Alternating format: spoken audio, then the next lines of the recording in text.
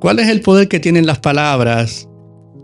Ese es el tema que estamos discutiendo en este momento. Con las palabras podemos crear o podemos destruir. Podemos plantar, podemos edificar o podemos arruinar la vida de alguien.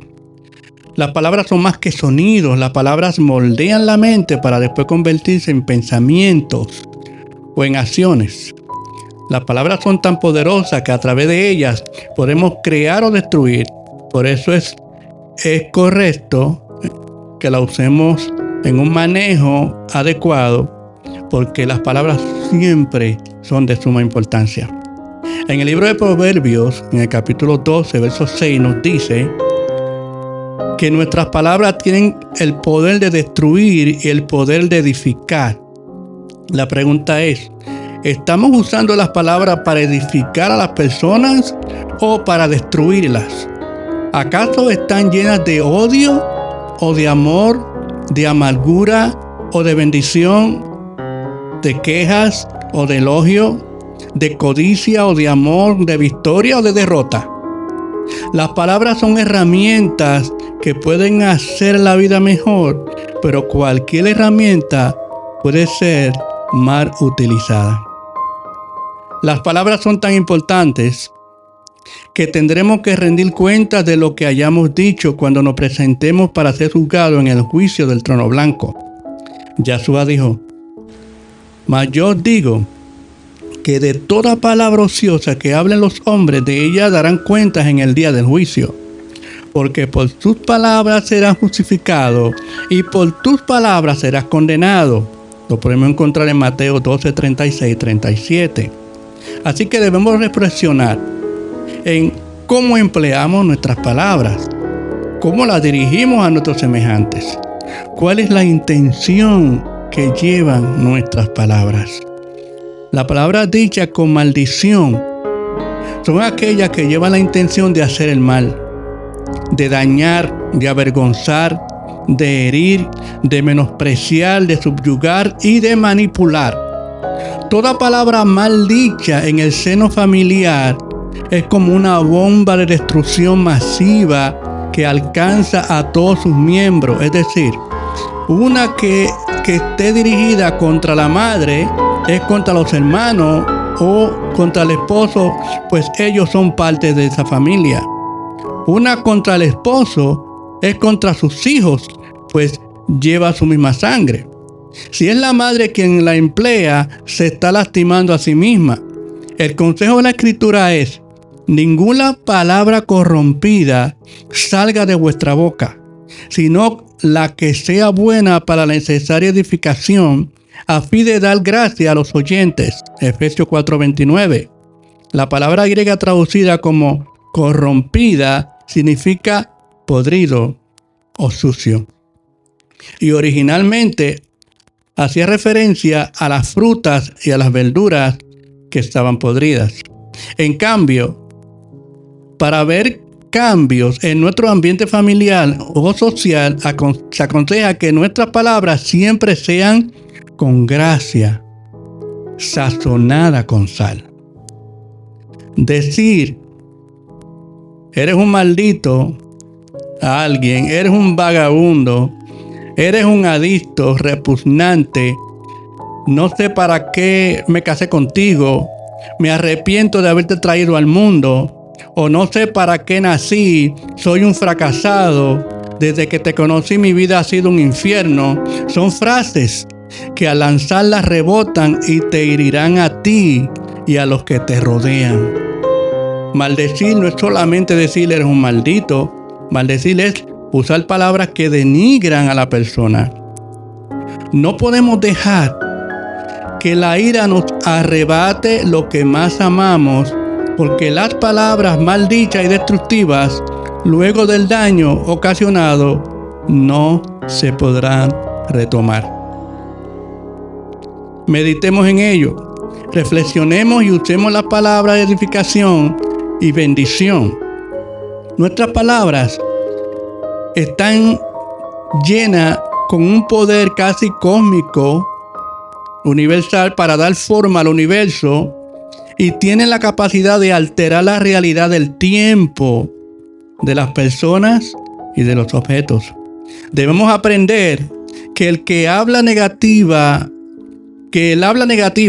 puede dañar a los individuos y a las comunidades, e incluso puede llegar a afectar de manera negativa e invertir el curso mismo de la historia de una nación, tal como quedó demostrado sobre los judíos por la destrucción del segundo templo y el exilio que se ha llevado 2000 años. El término Lashon Hara en el hebreo significa lengua del mal. Lengua para el mal, que se usa para el mal, refiere al acto de hablar despectivamente de otra persona y constituye un pecado dentro de la ley judía.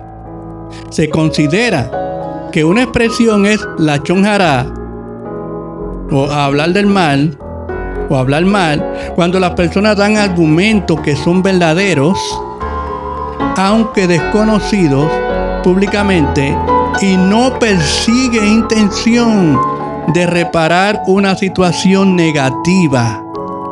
Constituye el mismo pecado independientemente del medio utilizado, sea que se hable con la cara, con gesto de la cara, que se diga en una reunión, que se diga en redes sociales, que se llame por teléfono o que se emplee el correo electrónico. Por otro lado, hay otra expresión hebrea que se llama Haser Shem. Es el acto de difamar a otra persona utilizando mentiras y consiste en un pecado más grave que el primero. Los chismes, que de eso la gente entiende, reciben el nombre de rechilut y está también prohibido por la ley judía. El chisme no hay que definirlo. Todos entendemos lo que es el chisme.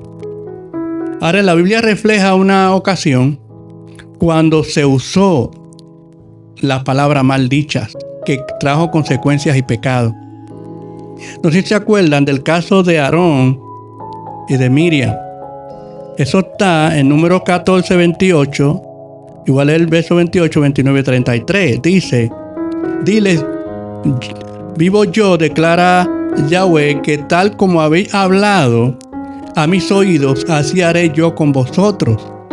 En este desierto caerán vuestros cadáveres, todos vuestros enumerados, de todos los contados de 20 años arriba, que han murmurado contra mí, y vuestros hijos serán pastores por 40 años en el desierto, y sufrirán por vuestra infidelidad hasta que vuestros cadáveres queden en el desierto. ¿Usted recuerda cómo el pueblo de Israel murmuró contra Moisés y contra Aarón? Y también Aarón y Miriam murmuraron contra Moisés. Ellos tampoco entraron a la tierra prometida. Estoy hablando de Aarón y de Miriam. Ahora, la pregunta sería: ¿pueden las palabras de los padres influir sobre los hijos durante muchos años? La lengua tiene la muerte y la vida en su poder. Los que se quejaron recibieron exactamente lo que habían dicho en su clamor de incredulidad. El Eterno consideró su queja y su incredulidad como un adulterio espiritual. La palabra hebrea que fue traducida como infidelidad es zenut y significa adulterio. ¿Qué tipo de adulterio fue lo que cometieron? ¿Ellos no se inclinaron ante algún dios?